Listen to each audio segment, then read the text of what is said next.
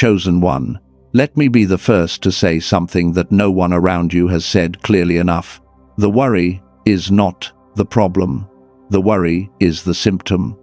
Beneath it, beneath the late nights and the running calculations and the quiet fear that you might be completely alone, in this, there is a gap, not a faith gap, an identity gap. A distance between who you know God to be and who you have believed yourself to be in His accounting. Because God does not fund uncertain investments, He funds callings, and you were never a liability to Him. That means the provision you have been agonizing over was not put in motion the day you started praying.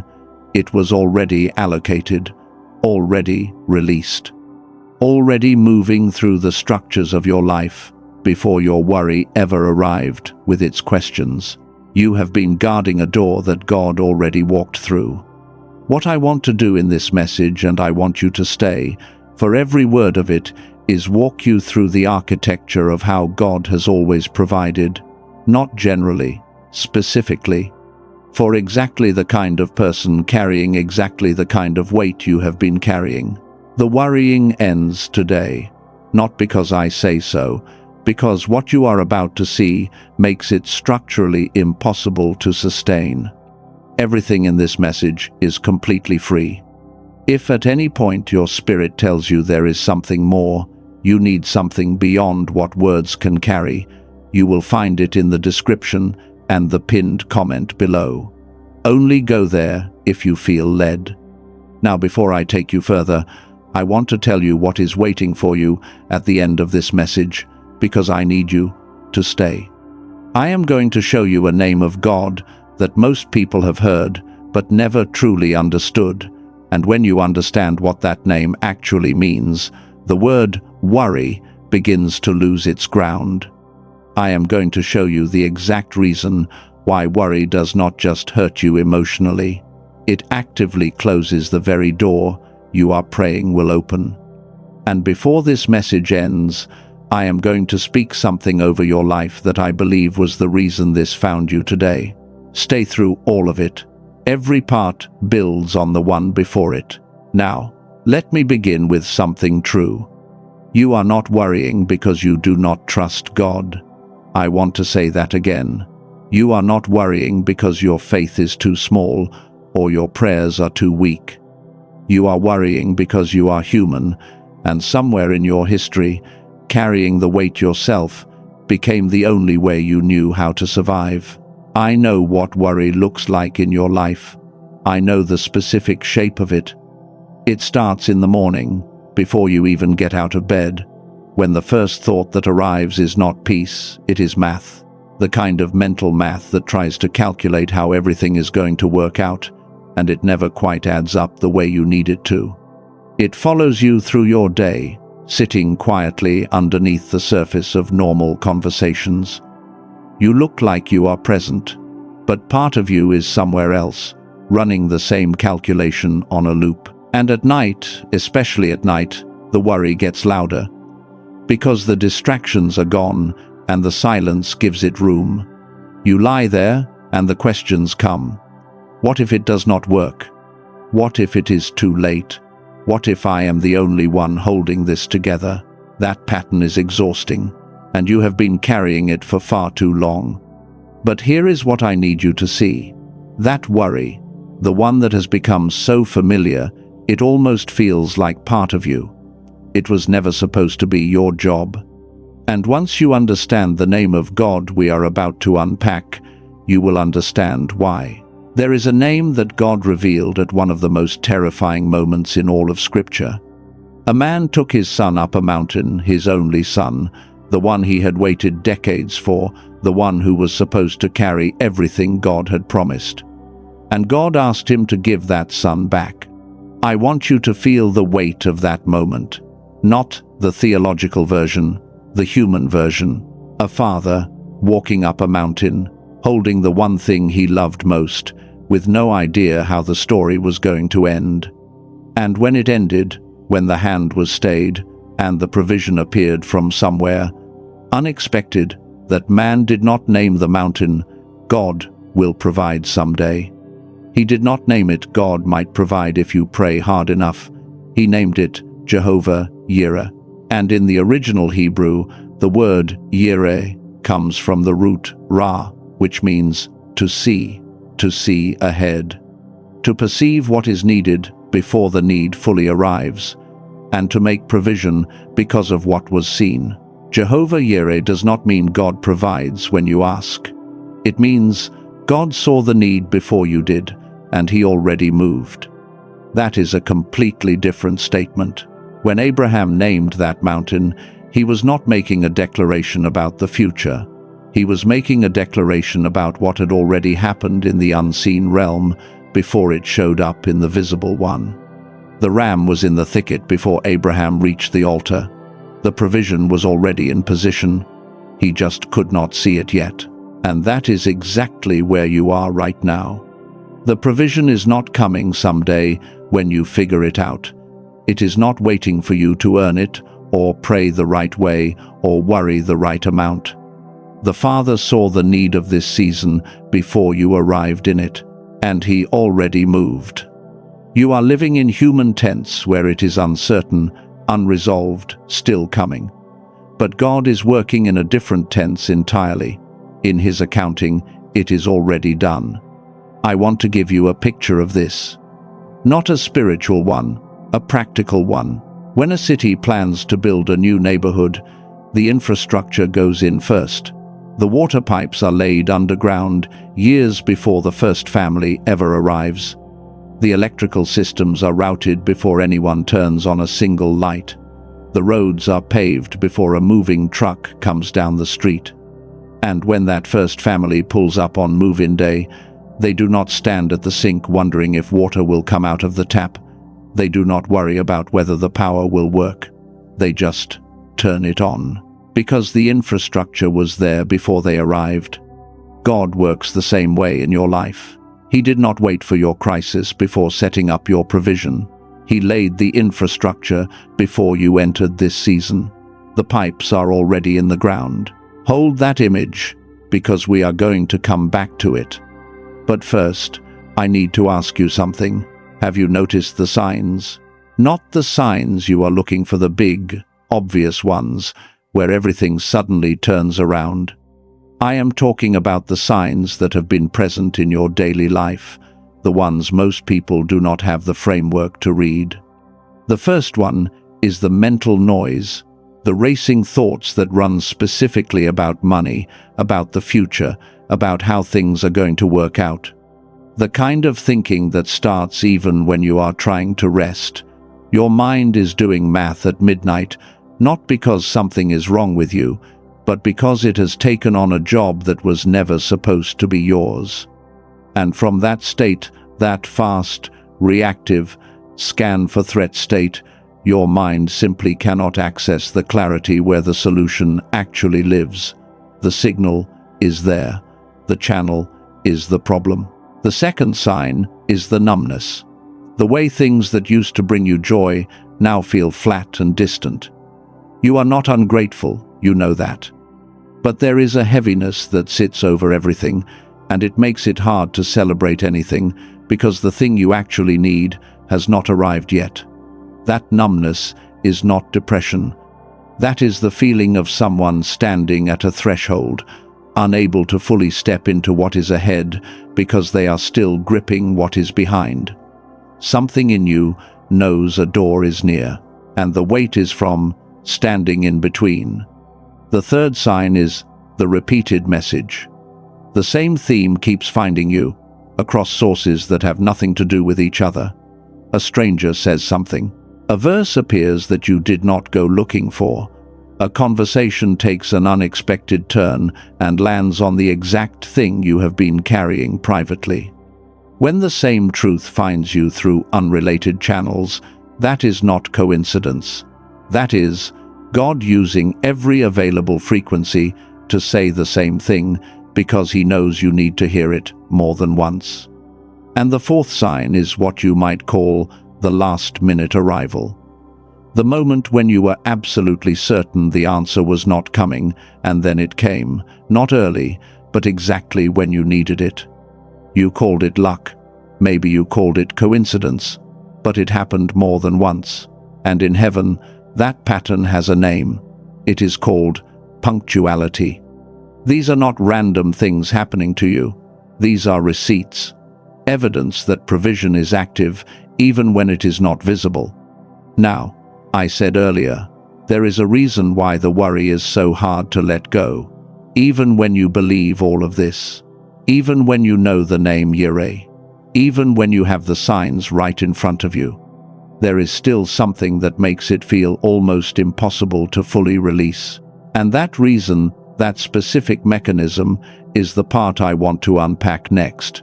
Because it is the piece that changes everything. There is a specific reason why the people who stopped worrying did not just feel better. They started seeing things move. And it was not because positive thinking works. It was not because they unlocked a spiritual formula. It was because of something far more precise, something that has to do with how the Father actually designed you to receive. Stay with me. I hear the Father saying something to someone watching this right now, and I want to say it carefully because I never want divine language to land as pressure. But I hear this. The provision you have been asking for was not put in motion the day you first asked. It was already set in place, already accounted for. Not because you earned it. Not because your faith was perfect, but because the one who made the promise is not a God who begins provisioning the moment he receives the request. He is a God who provides ahead of the need, and your need was never a surprise to him. I hold that gently with you, not as a guarantee of what your specific circumstances will look like, but as the testimony of how he has always worked with his chosen ones. So, here is the mechanism. Picture two people receiving a gift.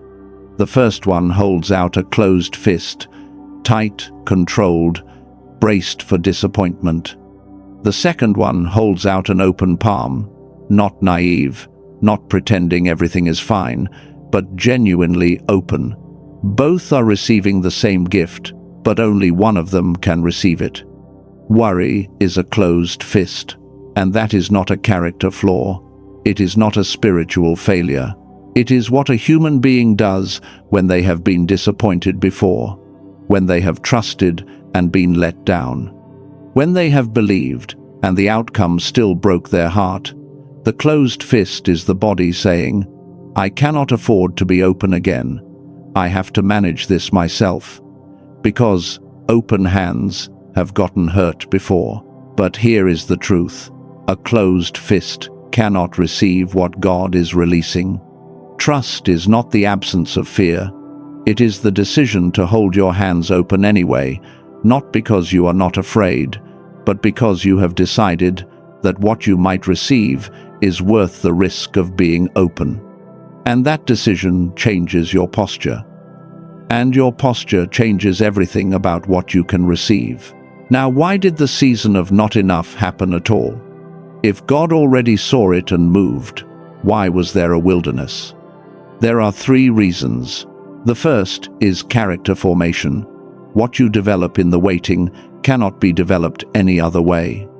The patience, the depth of trust, the quiet resilience that only comes from seasons where you had nothing to lean on except the promise, those are not optional accessories.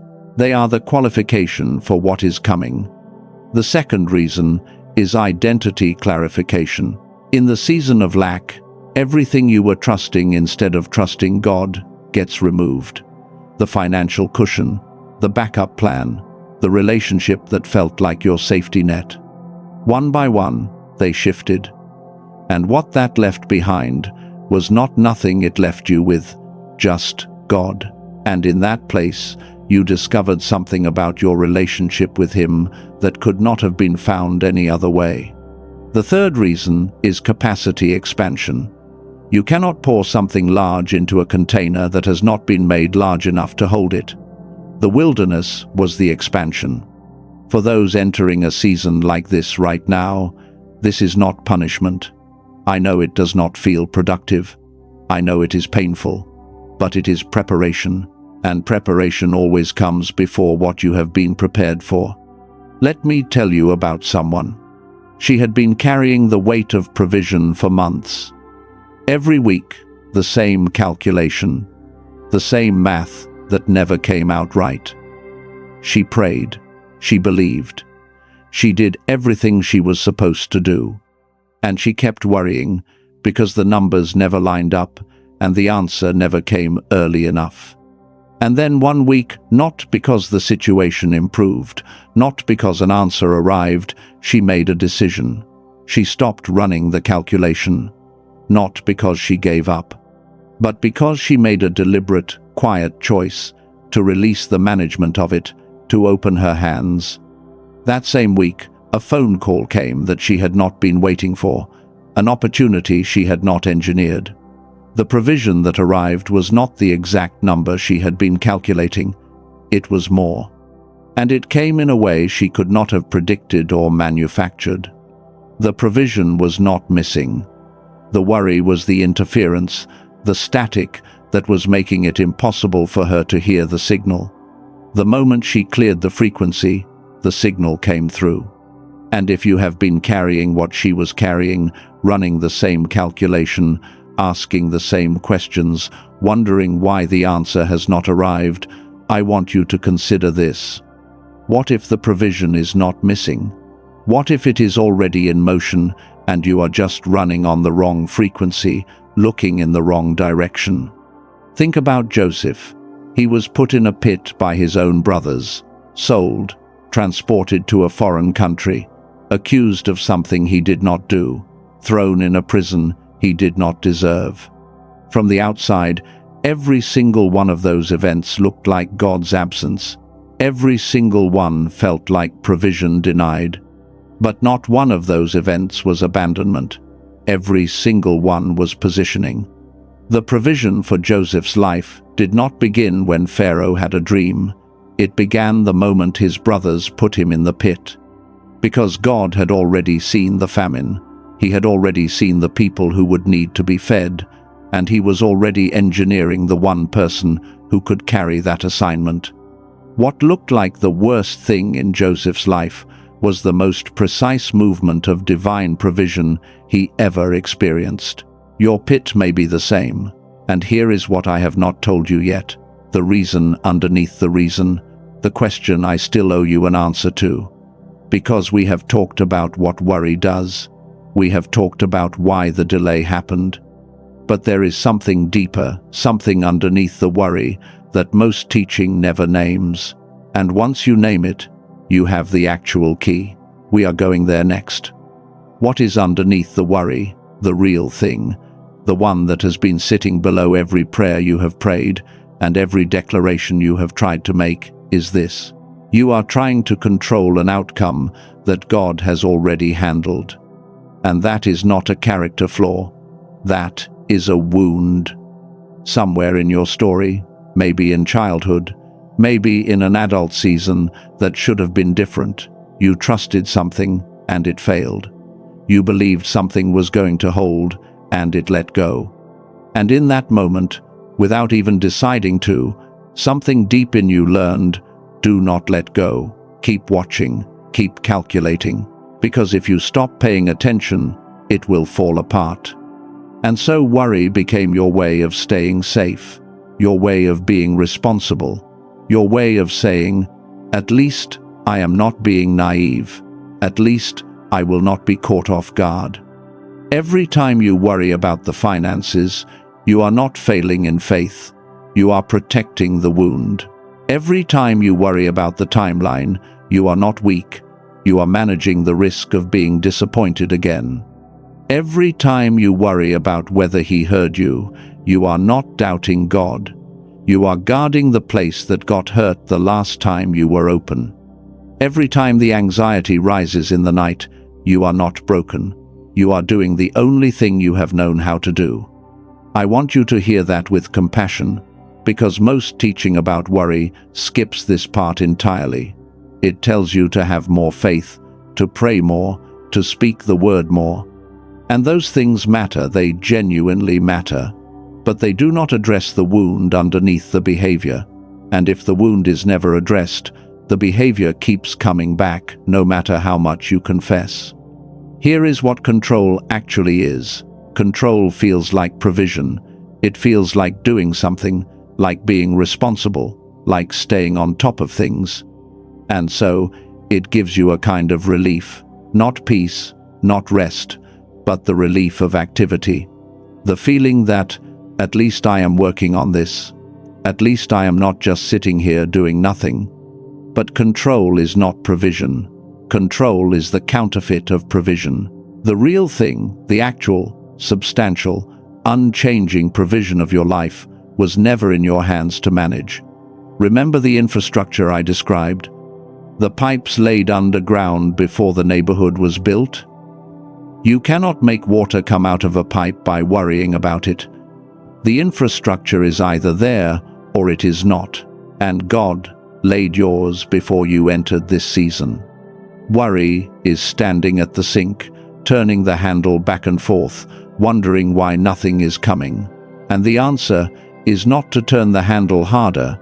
The answer is to trust that the pipe is connected, that the source is active, that the water has been flowing, and you just have not stayed still long enough to let it reach you. Chosen one, I want to give you something right now. Not a promise, a permission. You are allowed to stop managing this. You are allowed to stop calculating what God has already accounted for. You are allowed to release the timeline you have been holding so tightly. You are allowed to stop being responsible for an outcome that was never yours to carry. And you are allowed to receive openly, without bracing, without suspicion, what the Father has already released into your life. You are allowed. Stay with me, because before this message ends, I am going to speak something over your life that I believe will stay with you long after you walk away from this moment. A declaration I have been building toward since the beginning. Stay, because what comes next is the part that makes everything else make sense. Before I show you the complete picture, and I am going to show you, there is one more layer. And this is the one that ties everything together. The one that makes the worrying not just difficult to sustain, but structurally, architecturally, impossible. Here is the deepest truth of this entire message. God did not fund your comfort. He funded your calling. And because He funded the calling, the provision is not tied to how your circumstances currently look. It is tied to where He is taking you. And where He is taking you was already provisioned before you knew that was your destination. Let me show you what this means when you trace it back through everything we have covered. Earlier, I showed you Yireh, a God who sees ahead and provides ahead. The ram was in the thicket before Abraham reached the altar. The provision was not late, it was in position. Then I showed you the mechanism why worry closes and trust opens, and how the closed fist cannot receive what the open palm can. The problem was never whether God was providing. The problem was whether you were positioned to receive what was already being released. And then I showed you the wound, how control became your survival strategy in a hard season, and how that strategy, though it made complete sense then, has become the very thing blocking the flow. Now, I want to put all three of those truths together. Because together, they become something you cannot unsee. What looked like scarcity was actually selection.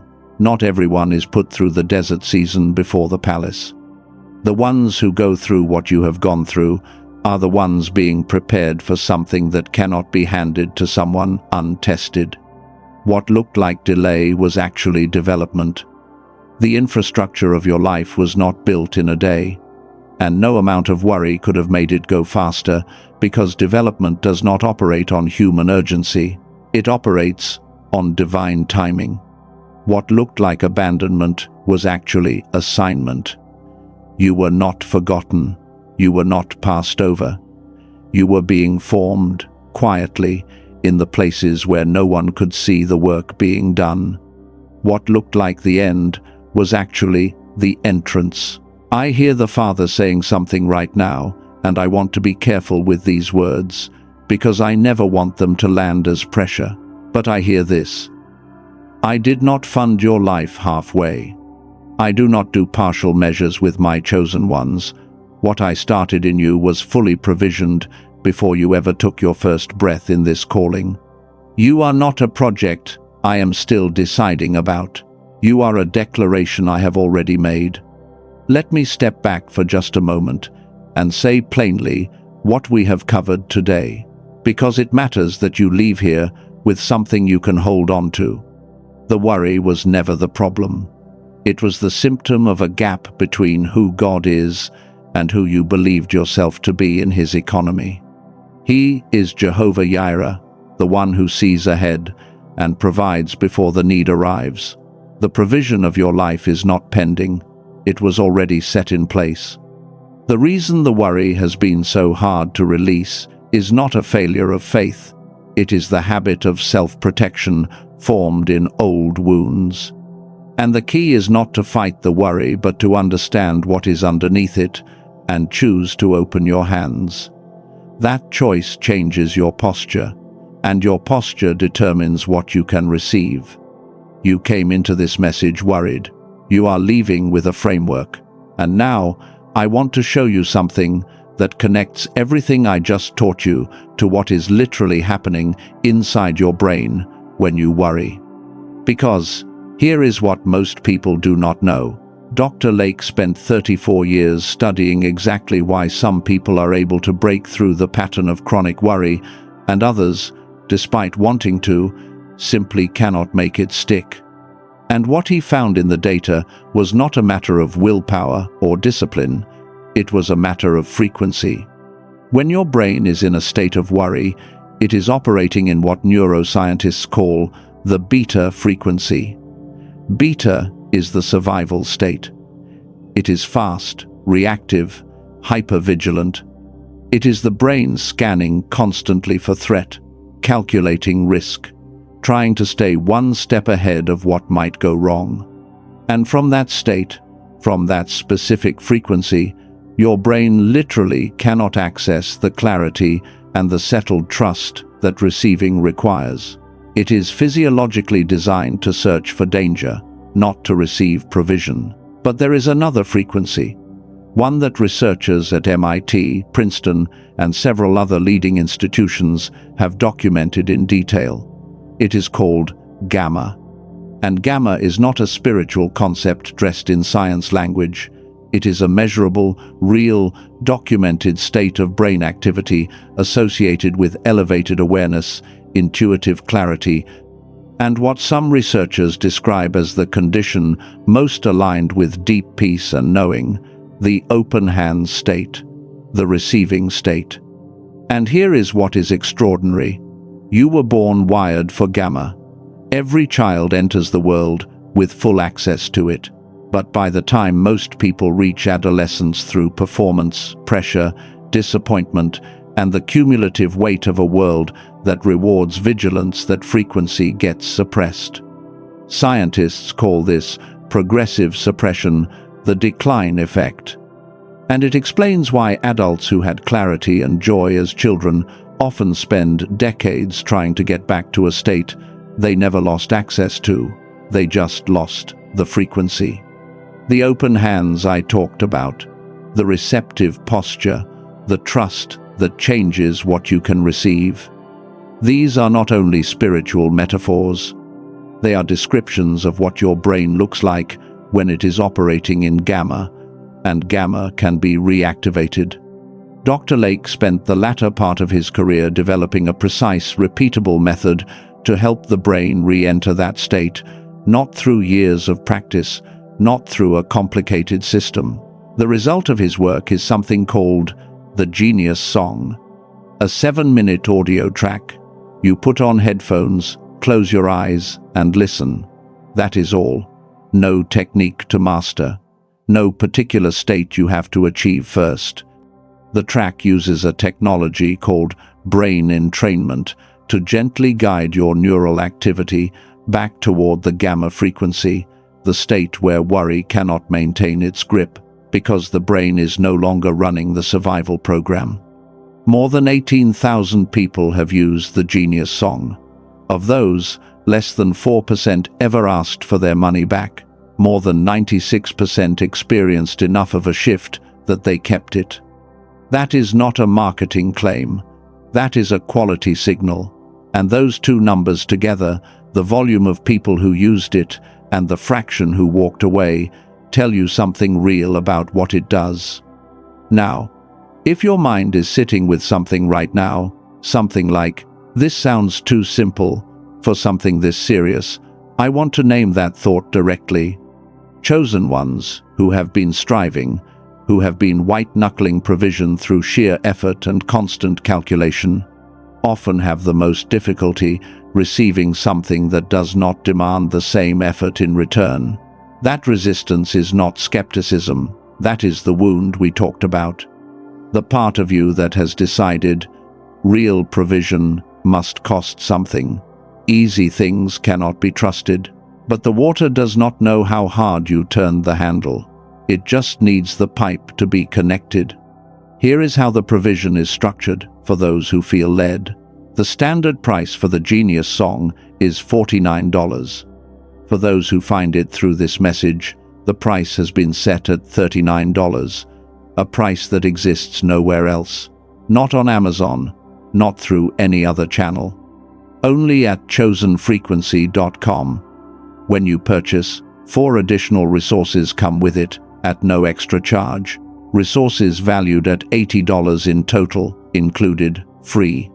And the entire purchase is backed by a full, unconditional, money-back guarantee, with no usage limit and no conditions attached. There is one thing I need to say before you search for it anywhere. There is only one place this is offered at this price, with this guarantee, with these bonuses.